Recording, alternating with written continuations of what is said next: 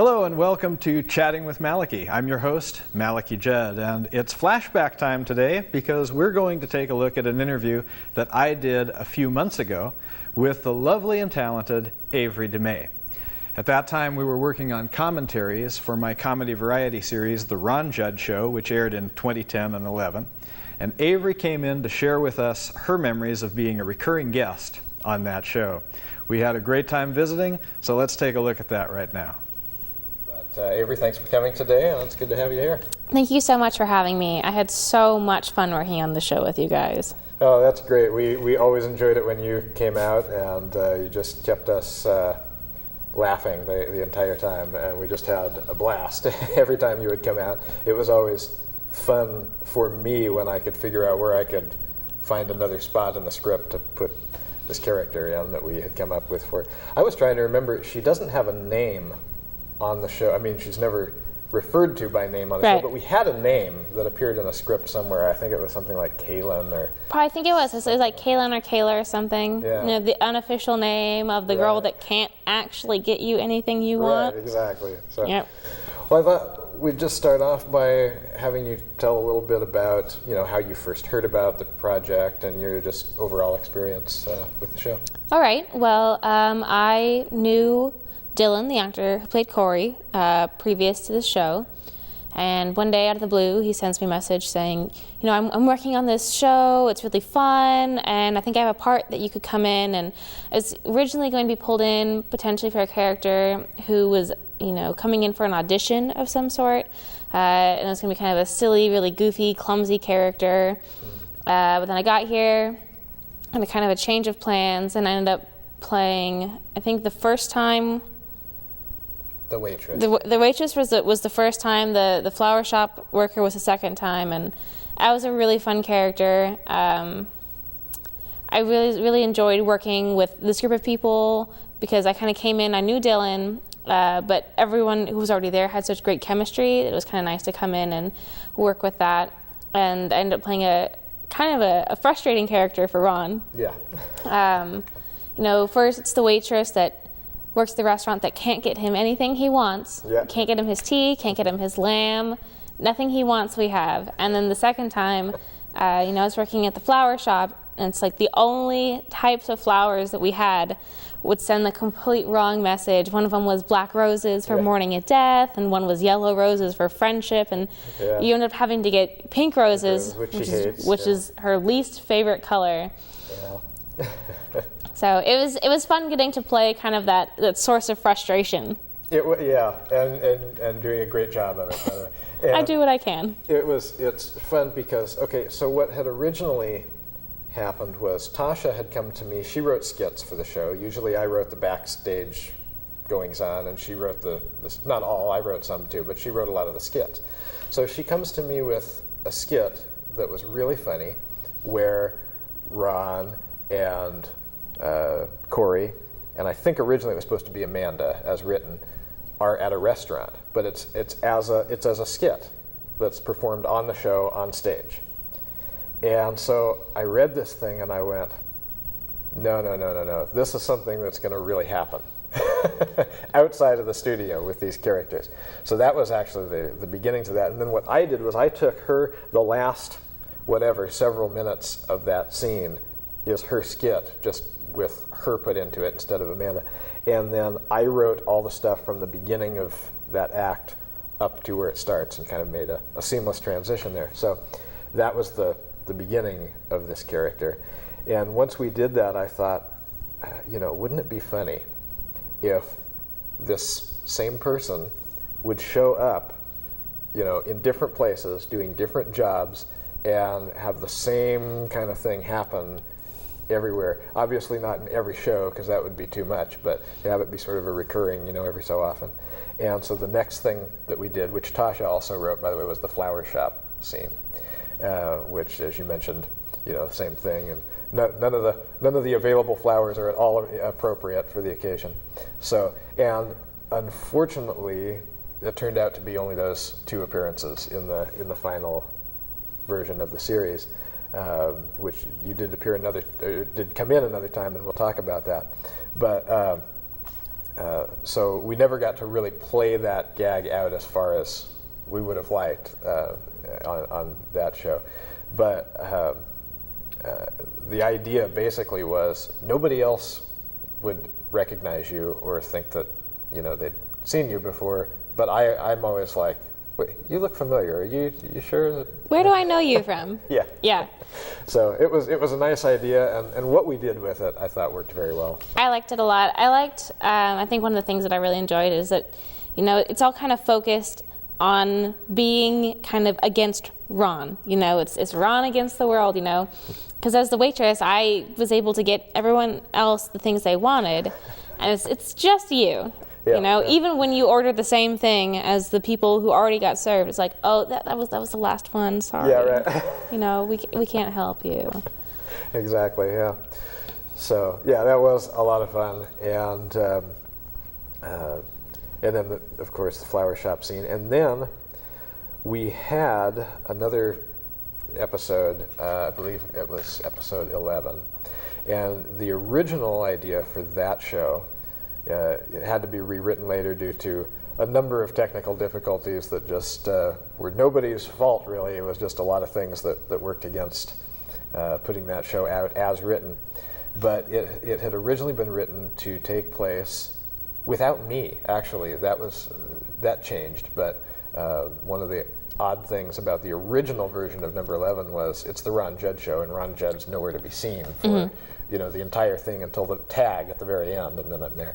But the whole show basically took place as written in a department store, and so I think it was Corey and Beverly and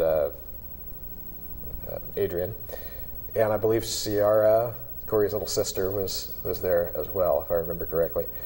And so they're all trying to figure out what they're going to get me for birthday presents.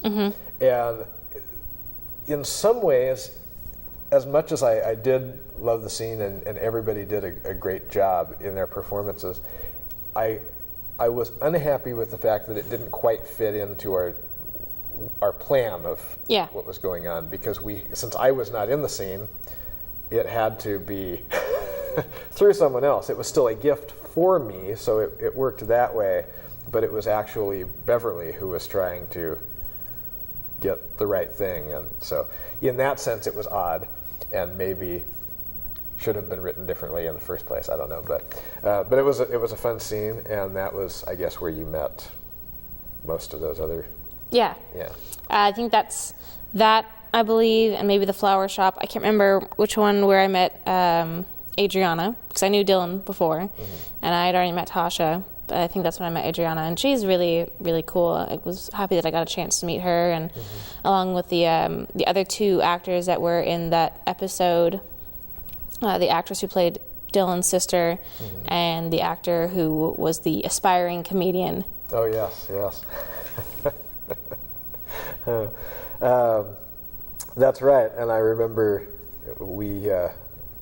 he happened to be here the day of the flower shop shoot, and it really, I don't remember how that worked out exactly. He wasn't supposed to be here or something, but we wound up having to shoot some other scene, and so he was here, and we said, well, let's put him in the flower shop scene. He didn't have lines, but it tied it together very nicely. When we see him later show up to deliver the flowers, we've already seen him. We know that he was working there, so yeah, that was good. I remember shooting the first scene in Vancouver. You had gotten access to a guy's home who had essentially a restaurant set up in his basement, and that was a very interesting, off-location shoot, definitely. Yeah, and it was nice to get out of the studio and have some different surroundings for us, on the show, and yes, it did work out very nice. We used the same location in the following episode as the bar scene, just by turning the camera the other direction. So it was nice because it doubled as two locations depending on, where the camera was set. So that worked out well.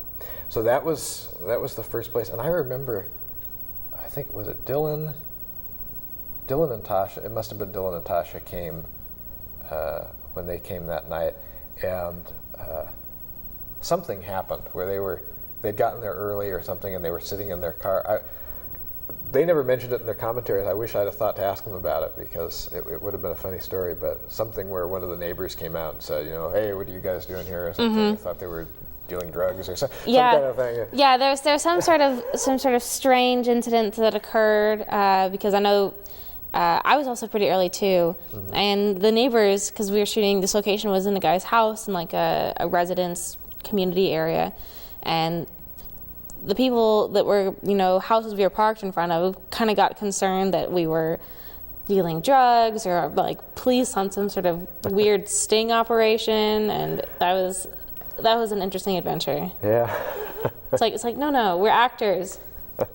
Please. Well, I remember, and that was my first experience, obviously, meeting you.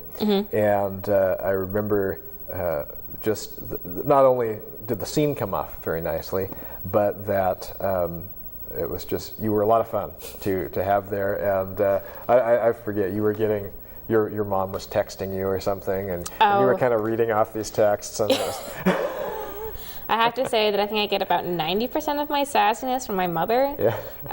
And so when we're corresponding, it's always kind of an adventure, our conversations. But yeah, that was a really fun night because, it was the first time meeting everyone, and I was a little nervous, but since there was such a good chemistry already, it was really easy for me to kind of warm up to everyone. I remember just crying from laughing so hard from, all of the weird stuff we were doing while we were setting up and like kind of behind the scenes things. Yeah. It was a lot of fun that night. Yeah, it was. And I mentioned this to you earlier, but for the sake of the viewers, one of my favorite moments, from this shoot was I had to go make some adjustments with the camera or something. I was busy doing something, and I mean, you were just, everybody was taking 5. You were just standing there, so naturally, it's a good opportunity to take a seat. So you went and sat down in where I was sitting, and at some point, I don't know if it was Dylan or Tasha, somebody said, "Oh, good. As long as you're there, you can play Ron," and. And so I said, "Hey, that sounds good. That's less for me to do. Go ahead and play my part." And I remember, without missing a beat, you turned to Corey and said, I think it's, "You bother me sometimes." There you go. Which is probably one of my favorite lines from the show. It's just like that reoccurring sense in that punch of just that sums up so much about Corey. It's like, you really bother me sometimes. It turned out to be a great line, and we got a lot of mileage out of it. As I mentioned to you before, it was sort of unplanned. It was written, I think, the first time it was really written in much of a serious kind of way. It was like, hey, you bother me, kind of thing. And then somehow or another it got brought up again in the next episode, and that time it was a little more lighthearted. It was a little more playful. It was like, you bother me. Yeah. And somehow it just stuck, and kind of took on a life of its own. it demanded to be put into every script pretty much after that. And then of course we started to play with it to where somebody else would say, well, it's you that bothers Ron sometimes, or this or that, and do different things with it. My favorite one is where he turns to me and says, "Sometimes you bother me too." Yeah. So. We'll be back with more of the interview with Avery DeMay in just a moment, but first, have a look at this. Sorry, the chef says we're out of lamb, so you'll need to pick something else. Oh, okay. I'll have the sirloin steak. Okay, I'll be right back with that. Great. Well, at least you didn't have to wait forever to figure out that they didn't have what you ordered.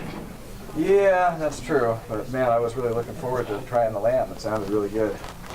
The chef says we're also out of steak. Out of steak? I mean, how can a restaurant be out of steak? All right, look, I'll tell you what. Let's make this simple. Just give me a chef salad. Okay. You better leave that here. I might need it again. Why does this sort of thing always happen to me? If she comes back and says they're out of salad, I don't know what I'll do. Well, at least you know where you get it. Should be good. Yeah, that's true. Oh, no. Let me guess. Out of lettuce? Fortunately, yes. All right, fine. I'll have what he's having, the spaghetti. Unfortunately, we only have enough spaghetti to make one order.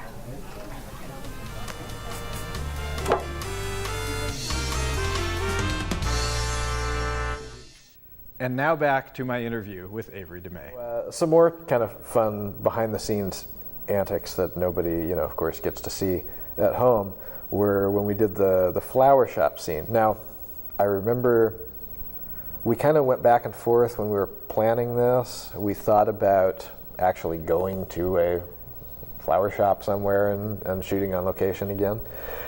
And I got an okay from one place that was, it was perfectly fine to have us come in and shoot, but it was very small. And it would have been very cramped to try and have the camera, and it was literally like a little place. But it had also been, which I'm not sure anybody knew at the time, but the building had been designed by my dad. Oh, interesting. So it had sort of a personal connection why I kind of wanted to use that place as well. But the more I looked at it, the more I thought it's not going to work to actually shoot in here. So I said, well, would it be okay if I came in and just shot some pictures of different angles to use as backgrounds? Of course, they said, yeah, no problem. So that's what we did, and we wound up doing the program with green screen and then putting the backgrounds in for the different angles. And so we actually shot that scene, not on location, but right here at the studio. And I can remember we did get Kenny to come in and be part of it, to tie it in later. But we also had Ariana wasn't here, Champanel was here, and Tasha was probably here. Yeah. Dylan was here. And, nothing for them in that scene. But I remember, between takes and when we were getting set up, everybody was just like doing crazy stuff. I think there was a wheelchair here, and yeah. There's lots of, I think, kind of random props that a bunch of already kind of crazy people had access to, which made this space just, come alive. So, yeah, lots of plants and things to be able to. The funny thing is, though, between the plant, if you watch close, the plants, because we're doing green screen, they didn't disappear. It must have been enough of a different color, but they kind of turned gray. So it's like he's walking by with these plants, and it's like these strange gray. I hope he's plants. taking them out to the dumpster because they don't look like they're very healthy in this flower shop. Maybe that's why there's no roses available. They're all. You forgot to tell me about the gray ones. But so I think Champanel was in a wheelchair. Not really, but it was sitting in a wheelchair, and Kenny was rolling her around. And I don't know, people were saying different things, and one of my favorite moments that I think was recorded. I'll have to go back and check, but was we had the table set up, and I would come in, and you were supposed to walk in, and instead you just kind of appeared from under the table, and that was that was fun. That was good. I remember that. Instead of walking in, I decided you turned to go look at something, and I'm like, I know, I'll hide under the table and I'll pop out, and that's how I'll come into this scene. If I could have kept a straight face, that would have been really fun. Yeah. And so I'm trying to remember too, but I know there were a lot. We'd get to the end of the scene, and I'm writing. I have to write the my beloved redhead letter, and there was a lot of ad-libbing that went on there. What was some of the things I know you were making some comments, and I think I was inserting some things about it would have turned out to be a strange letter. Dear Beverly, I have a camera hidden outside your bedroom window. Stuff like this, I've been watching you for a while now. Yeah. Oh, that was some good times. That flower shop was one of my favorite scenes. Yeah. So we'll talk a little bit more about the footage we weren't able to use, which hopefully will get to be seen in some of the supplemental footage later, is my plan.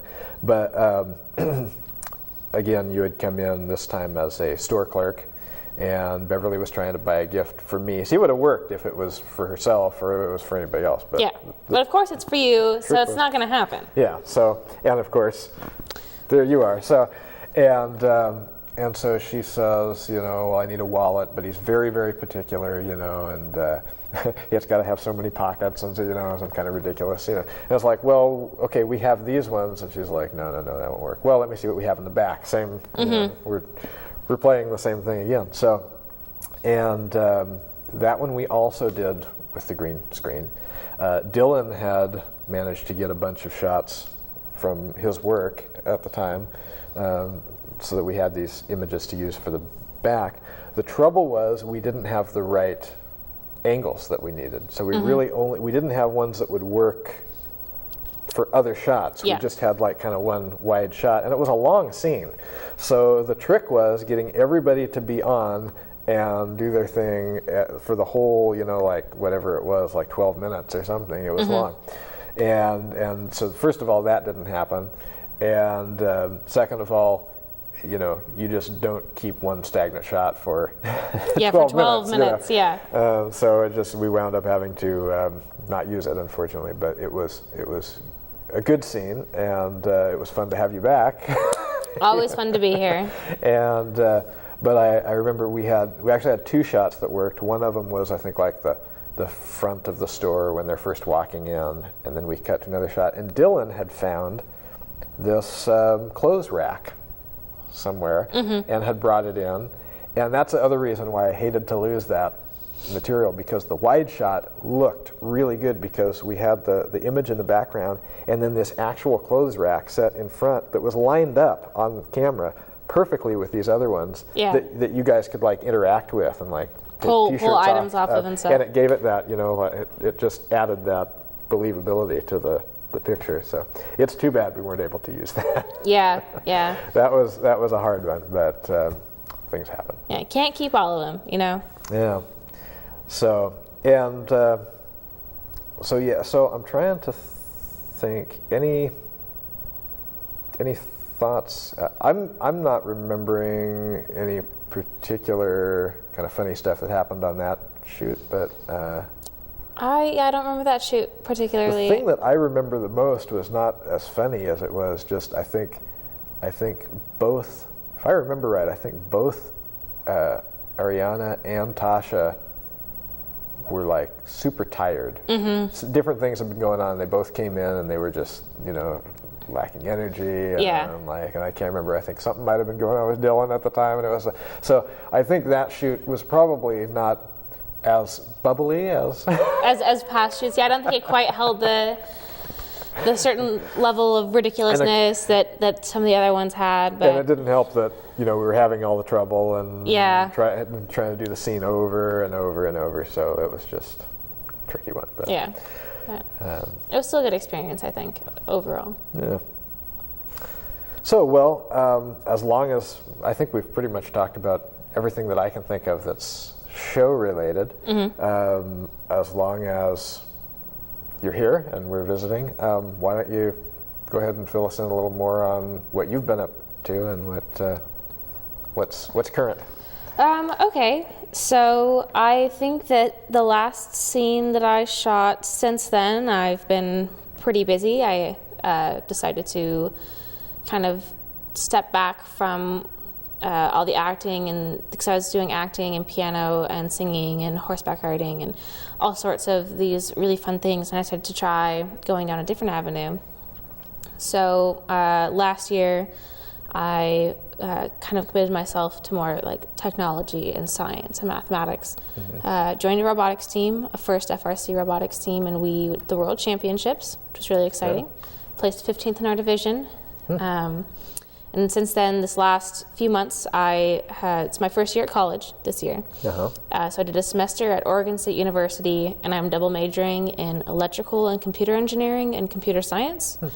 But I miss the big city, I have to say. I really miss being in Portland and having all my friends and family near. So I'm at Portland State right now with the same major. And I'm really enjoying it. But now that I'm here and settled in my classes and kind of comfortable, with my course load and everything, I'm starting to look into getting back into some of those more artistic things, outdoorsy things that I used to be spending a lot of my time doing. So I'm looking forward to hopefully delving back into some of my old things. Oh, good, good.